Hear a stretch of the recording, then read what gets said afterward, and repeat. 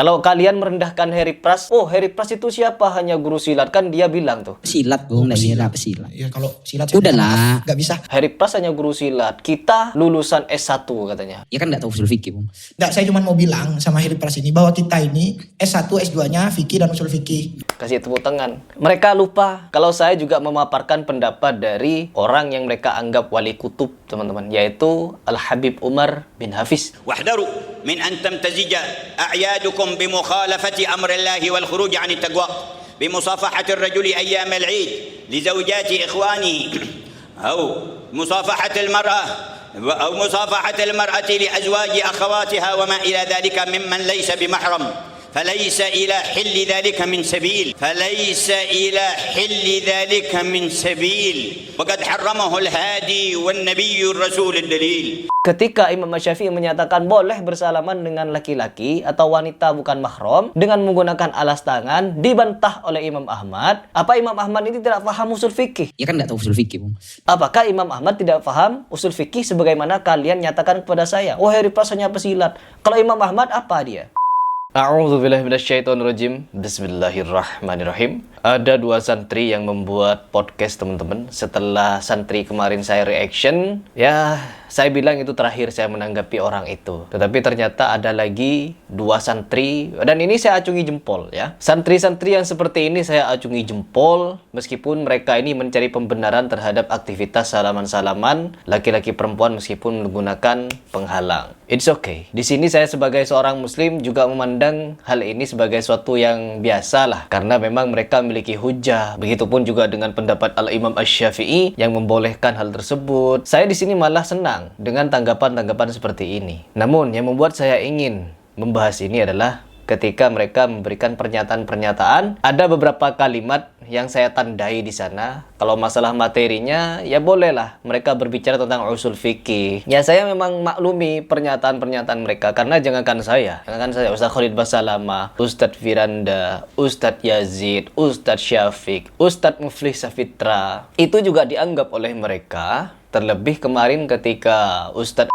dikritik masalah fatwanya, dikritik marah teman-teman, seolah-olah menahan emosi dan meluapkannya dengan apa? Memaparkan skripsi dari Ustadz Muflih Safitra ini loh, yang mengkritik saya yang sangat luar biasa ini. Hanya sebatas ini, seolah-olah seperti itu. Tapi mungkin di situ Ustadz tidak ingin mengatakan kalau dirinya sangat luar biasa. Tapi it's okay, kita bisa menyaksikan sendiri teman-teman, dari gimmick, dari perkataan, dari hal-hal yang bisa kita lihat sendiri, bahwa di situ memang terlihat jelas merendahkan kepribadian orang. Seolah-olah kalau dia kuliah jurusan engineering, dia tidak belajar agama dengan benar terhadap para asatizah, terkhusus kepada ulama kibar. Di sini salahnya ya. Kalian tuh terlalu percaya diri untuk merendahkan orang. Sedangkan kita bukan merendahkan. Asatidz salafi ketika mereka membahas sesuatu itu tidak merendahkan. Mereka menyampaikan Al-Quran dan As-Sunnah. Qala Allah, qala Rasul. Karena apa? Kalau hanya berbicara pendapat-pendapat, ya, orang awam pun bisa berpendapat. Tapi pendapat-pendapat itu tidak boleh mengalahkan pernyataan dari Nabi Muhammad SAW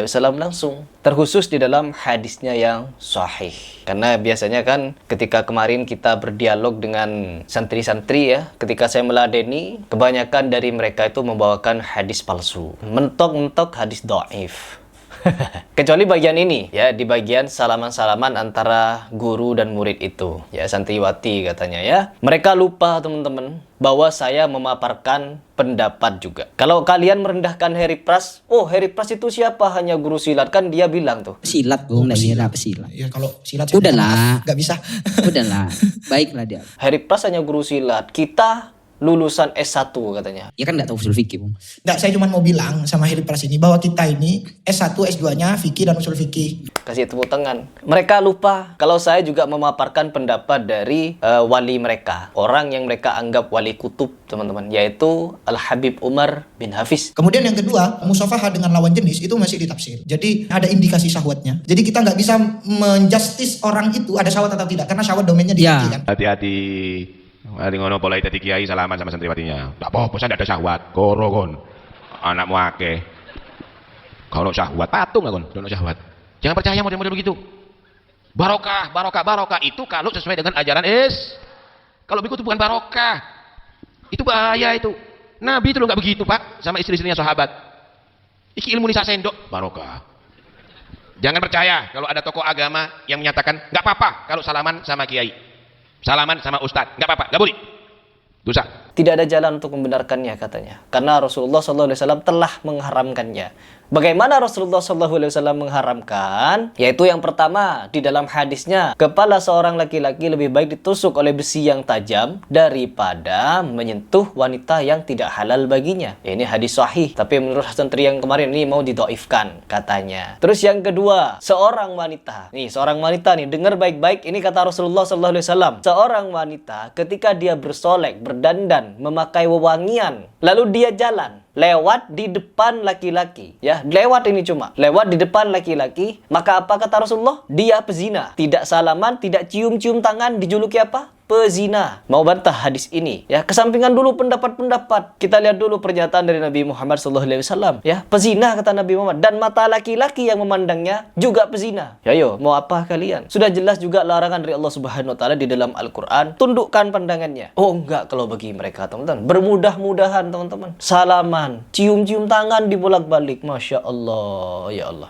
Dan itu mereka berkelit mencari pembenarannya. Sebagaimana rokok. Waduh, iya, mereka sambil rokokan teman-teman. Sambil rokokan mereka ngebahas saya, ya. Padahal banyak yang mengharamkan. Ketika banyak ulama mengharamkan, hanya beberapa yang memakruhkan. Ini haram dan makruh, ya. Seharusnya sebagai orang yang benar-benar ingin bertakwa kepada Allah Subhanahu wa taala, yang katanya belajar tasawuf, menjernihkan hati, zuhud perkara duniawi, warok perkara hal seperti itu. Wah, hati-hati. Tapi apa mereka? Bergampang-gampangan, bermudah-mudahan. Rokokan mereka di depan kitab, membahas ilmu sambil rokokan. Kenapa harus seperti itu? Larangan itu ibarat perintah bagi kalian, ya. Mau membahas Harry Pras kan tidak tahu usul fikih. Ya kan nggak tahu usul fikih, Bung.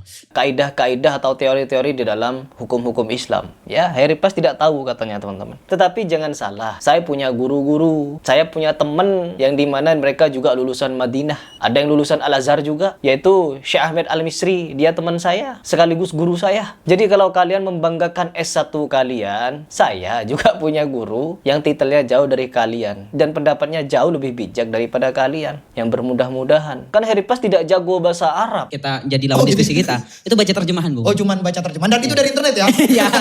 Jadi hadis ini doif apa tidak? Itu bukan baca kitab, Bung. Iya. Tinggal di-share di Google. Dia tekstual, hanya belajar terjemahan. Oke, Abu Lahab, Abu Jahal, mereka itu fasih bahasa Arab. Mereka itu pinter bahasa Arab, teman-teman. Bahkan mereka punya jemaah yang banyak di Arab Saudi sana. Menjadi bahasa sehari-hari mereka bahasa Arab itu. Tetapi kenapa dari mereka juga tidak paham dan tidak bisa masuk ke dalam Islam. Jadi sok-sokan karena sudah belajar bahasa Arab, seolah-olah setelah memahami bahasa Arab, kalian si paling paham dengan agama begitu. No, teman-teman. Meskipun dengan terjemahan, kita memahami agama itu adalah nasihat, ya, bukan sok jago-jagoan berbahasa. Saya berkawan dengan Profesor Madahim Ali. Dia paham berbagai macam bahasa. Di dalam memahami agama, memang betul penting belajar bahasa. Tapi yang paling penting adalah pemahaman. Bagaimana cara memahami agama itu. Bukan dengan sekehendak hawa nafsu. Dilarang begini oleh Rasulullah, ditafsir begini-begini. Akhirnya apa? Keluar hukum baru. Sehingga apa? Salaman-salaman antara yang bukan mahram boleh, teman-teman. Ya Allah, ya Allah. Bahkan tidak berhenti sampai di situ, teman-teman. Kita bukan berbicara tentang hukum salaman-salaman lagi ini, tapi meluas. Hukum musik misalkan. Keempat imam mazhab tidak ada yang menghalalkan. Tetapi kenapa kebanyakan dari mereka mengambil hukum musik kepada Ibnu Hazm? Katanya kalau kita mau berkiblat kepada empat imam mazhab. Kenapa berkiblat kepada Ibnu Hazm? Terlebih kalian yang bermazhab Syafi'i, ya, kalian paling getol nih bermazhab kepada Syafi'i. Tapi kenapa kalian tidak mengambil pendapat Imam Syafi'i mengenai hukum musik? Oh, banyak pertanyaan saya kepada kalian sebenarnya. Yang pertama, kalau kalian memang ingin menggunakan hukum bersalaman-salaman itu dengan Imam Syafi'i yang membolehkan, maka bagaimana pendapat Imam Syafi'i yang mewajibkan perempuan bercadar? Al-Imam Syafi'i mengatakan musik haram total. Tapi kalian masih musik-musikan. Al-Imam Syafi'i mengatakan pahala tidak sampai kepada mayit. Kenapa kalian melakukan? Jadi sebenarnya kalian ini bermazhab kepada siapa? Mengaku bermazhab kepada Syafi'i tapi tidak mematuhi perintah Syafi'i. Berbeda halnya dengan orang-orang Salafi yang tidak fanatik. Orang-orang Salafi tidak fanatik kepada Hambali, Hanafi, Maliki, Syafi'i. Tidak. Karena keempat imam ini manusia biasa yang bisa salah, bisa khilaf, bisa berdosa, teman-teman. Diingat itu. Yang maksum hanya Nabi Muhammad SAW SAW. Mereka ini, keempat imam mazhab ini bisa berpendapat, tetapi ketika pendapat mereka menyelisihi ijma, maka kita tinggalkan. Sebagaimana disampaikan oleh Imam Ahmad bin Hanbal, ketika Imam Syafi'i menyatakan boleh bersalaman dengan laki-laki atau wanita bukan mahram dengan menggunakan alas tangan, dibantah oleh Imam Ahmad. Apa Imam Ahmad ini tidak paham usul fikih? Ya kan nggak tahu usul fikih, Bung.